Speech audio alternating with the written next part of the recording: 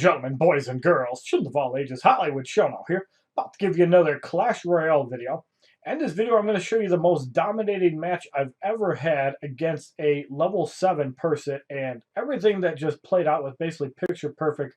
Pretty much no mistakes on playing minions, dealing with barbarians and other threats and stuff here. So we're going to go into Clash Royale now and show this replay.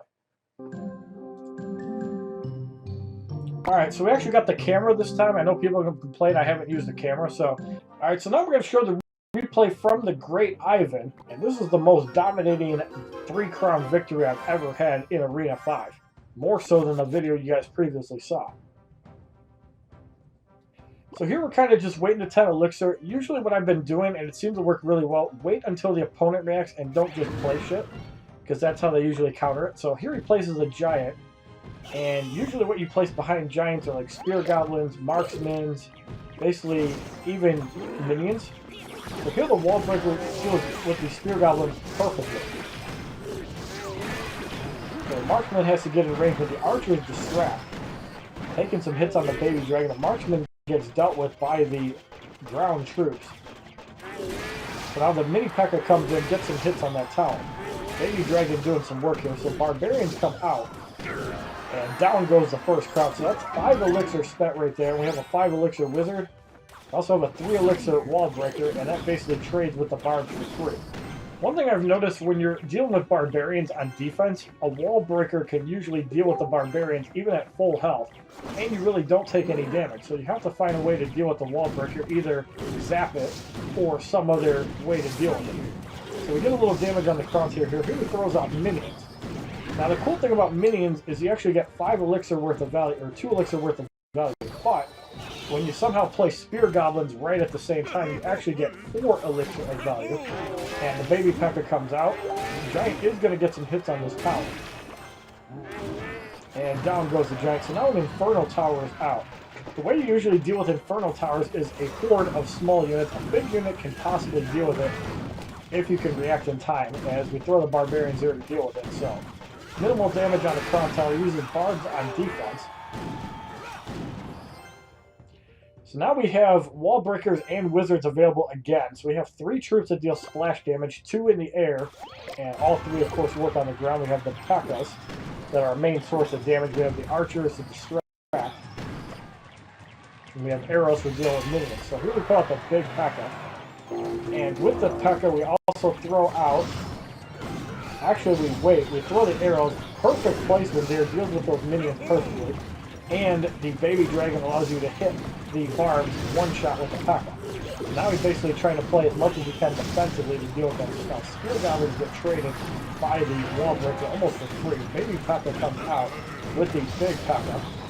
We're going to throw a last ditch arrow in case he were to place a minion, and there is the most dominant 3-crown I've ever had in Clash Royale against the Great Ivan. 3-0. Next replay, we're going to show against Finest Average, and this was the first time we've actually done Arena 6. We're not officially here yet, though. Obviously, we're still in Arena 5, but pretty good stuff here. So as you see, he has a zap spell, and that fireball spell gets a lot of value in this game. So he places a bunch of goblins. So we place the big P.E.K.K.A along with a wall breaker. Zapping the P.E.K.K.A really doesn't do much. Basically trying to minimize the damage on our tower, and by using the big P.E.K.K.A, it allows us to kind of push for a border advantage. So there's the damage on the crown tower along with the wall breaker and P.E.K.K.A. Now he's actually done a pretty good job controlling the P.E.K.K.A. Here the skeletons come out, pretty good at distracting P.E.K.K.As, as are all the goblins. So it's basically 4 elixir worth of stuff, arrows to deal with that. And we're going to get that zap also slows the P.E.K.K.A down. We get 1 hit on the tower. So we're pretty even here, 12-18 to 13-32.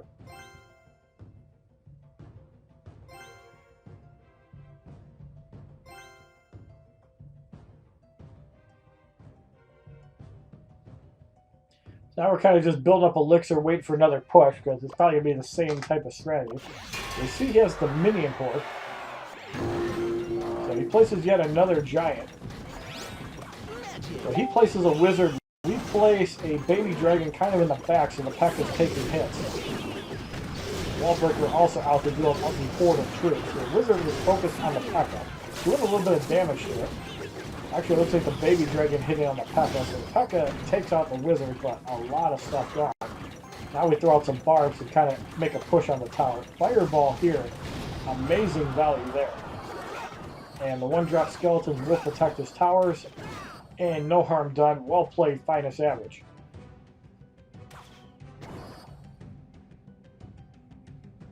And this is actually the game that I've seen fireballs used the best. Because you can use it to crowd control mid-range guys like Baby Dragons, Barbarians, you can one-shot Wall Breakers, one-shot Archers, I think you can one-shot Wizards. It's really good defense against Hog Riders too. You kill the Wizard basically gets killed by the minions, so he uses a zap on the P.E.K.K.A. We use arrows to break free.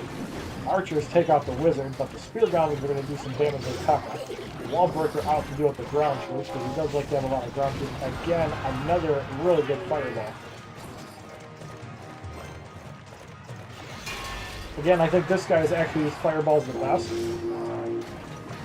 So I have a lot of respect for the way he uses spells. I also give a little respect to Zap, because basically if you stun a guy for 1 second, that's a very good defensive tool, and if you are like a higher level Zap versus like minions, it one-shots them, it one-shots skeletons, and I think it like softens up the other troops, so if the Archer took some damage, so the Fireball did a lot of damage there. So we get a couple hits on the Crown Tower here, the minions come out.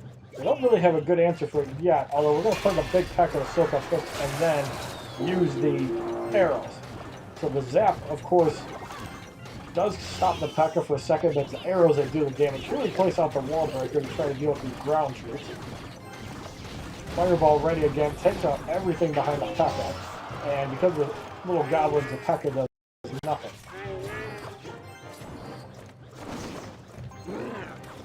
Here we have the Baby Dragon. We used the arrows to deal with it, and he tried to zap again.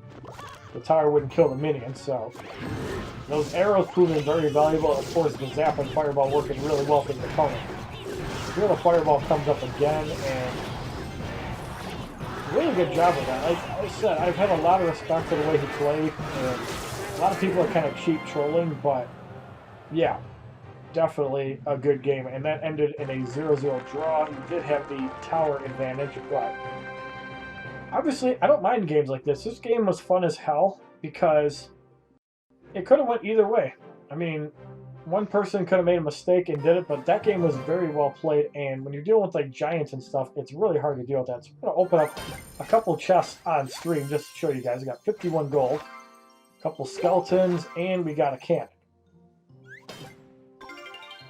We're going to open up this 3-hour chest. Inside we receive 55 gold, 6 minion hordes, and we get a wizard. Pretty cool. Now we're going to open up the rare chest, which is 48 gems. And inside we receive 170 gold, 2 arrows, 6 archers, and 12 zap spells. And the rare spell is 3 hog riders. So we're almost level 4 with them. And finally, the last chest is gold, more zap spells, and another wizard, so we only need 1 more to get level 3. Unfortunately, we don't have a card request available for 46 minutes. So we're going to finish off the video by watching Ivan's replay against Mr. Big. Those of you that remember Ivan, he was Muthor on Clash of Clans. So we've got the Goblin Barrel, Prince, Barbarians, Mini Dragon, and the Graveyard. Pretty interesting stuff there. So he places the Giant first, and Ivan's smart, waiting for the opponent. I expect Barbarians here. Deal with the Giant. He places the Balloon. Good counter for that is the Baby Dragon. And he places it behind the Giant. Now you can play Spear Goblins to try to deal with it. Barrel from the opponent. Does get a hit on the base. And he gets that first crown super quick. But because the offensive push, he really doesn't have much on defense. Those bars pack away at the marksman. And the Prince comes in, takes that first tower easily. Now the Spear Goblins get decimated by the Baby Dragon, and he's coming in, musketeering from the back, and this guy basically had no chance. Well played, Muthor, at the 54-second mark. So if you like this video showing off HollywoodShono's most dominant game, as well as his first 0-0 draw in Arena 6 and a replay by Ivan, please give this video a like rating, comment, subscribe, share this video amongst your friends, and as a favorite, check out my other Clash Royale videos playlist, Facebook, Twitter, and Twitch, which are all HollywoodShono, and have a wonderful day, kids. www.youtube.com/HollywoodShono. Subscribe, bitches!